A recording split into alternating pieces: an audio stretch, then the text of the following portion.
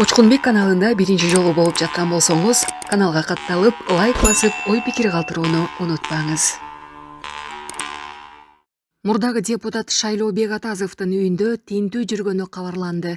22 ноябрда эртең менен Жогорку Кеңештин мурдагы депутаты Шайлообек Атазовдун Бишкектеги үйүндө тинтүү жүрүп жатканы кабарланды. Бул тууралуу Атазов өзү соц тармактарга видео жарыялап, кийин ал видео өчүрүлдү. Атазовдун үйүндө тинтүү жүргөнүн анын саналашы Руслан Бекназаров Азаттыкка ырастады. Ал тинтүүнү Ички иштер министрлигинин тергөө кызматы жүргүзүп жатканын, алар мурдагы депутаттыкка атайын ордер көрсөткөнүн билдирди.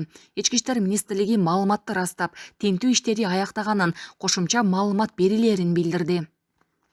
Темирлан Султанбеков массалык башаламандыкка айыпталып кармалды. Темирлан Султанбеков массалык башаламандыкка чакырууга айыпталып, Ички иштер министрлигине жеткирилди. Бул тууралуу Ички иштер министрлигинин басма сөз кызматы билдирди. Ички иштер министрлигинин кызматкерлерине 1998-жылы туулган жаран массалык башаламандык аркылуу бийликти алмаштырууга чакырык таштаганы тууралуу маалымат келип түшкөн. Натыйжада Кылмыш кодексинин 270-беренеси массалык башаламандык боюнча кылмыш иши козголгон. Алынган маалыматтын негизинде зарыл болгон тергөө жана ыкчам иш-чаралар башталды. Жарандын үйүндө тинтүү иштери жүргүзүлдү. Шектүү мыйзамда белгиленген тартипте андан ары тергөө иш-аракеттерин жүргүзүү үчүн Ички иштер министрлигинин тергөө кызматына жеткирилди деп айтылат билдирүүдө. Кой таш иши менен соттолгон Жээнбеков, Карамушкина, Ниязов колонияга которулду. Кой таш иши боюнча соттолгондор Ирина Карамушкина, Фархат Байбиев, Фарид Ниязов жана Равшан Жээнбеков бүгүн түзөтүү колониясына которулууда. Бул тууралуу Кадырбек Атамбаев өзүнүн Facebook баракчасында жарыялады. Анын айтымында сот процесси мыйзам бузуулар менен коштолуп, саясий кызыкчылыкты көздөөдү. Сот процесси шашылыш түрдө айыпталуучулардын укуктарын одону бузуу менен өткөрүлдү. Жана ачыктан ачык саясий жактан кызыктыруучу негиз бар экенин көрүнүп турду. Бул толук өзүн билемдиктен жана жазасыздыкка болгон ишенимдин далили деп жазган ал. 23 октябрда Бишкек шаардык соту Кой таш иши боюнча чечим чыгарган. Ага ылайык Фарид Ниязов 7 жыл 8 ай, Равшан Жээнбеков 7 жыл 8 ай, Ирина Карамушкина мүлкүн конфискациялоо менен 8 жыл, Фархат Байбиев 5,5 жылга эркинен ажыратылган. Жол милициясынан качам деген жигиттин ою ишке ашпай калды.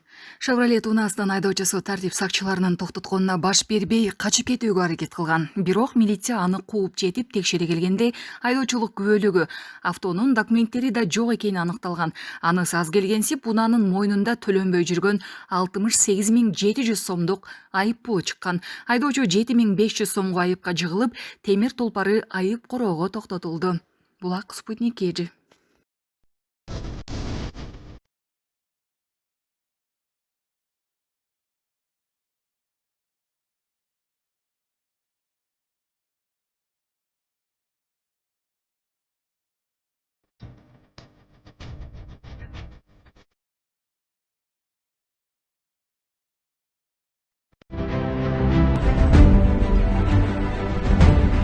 Alişer'de bir ovozdan qo'llaylik. Yurt uchun, yoshlarning kelajagi uchun xizmat qilay debdi. Bu ukamizni albatta qo'llaymiz. Sen el деп атасың, el seni қолдайды.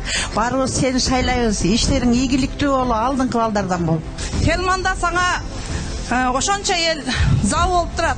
Алишер Козуевди 30 ноябрь күнү бардыгыбыз колдоп берейли, шайлоого жакшы катышайлы. Сени Жогорку Кеңештен көрөйлү. Ата-энеси жакшылардан жакшы бала чыгат. Сага ийгилик каалайм. Кудайга сени сайлайбыз.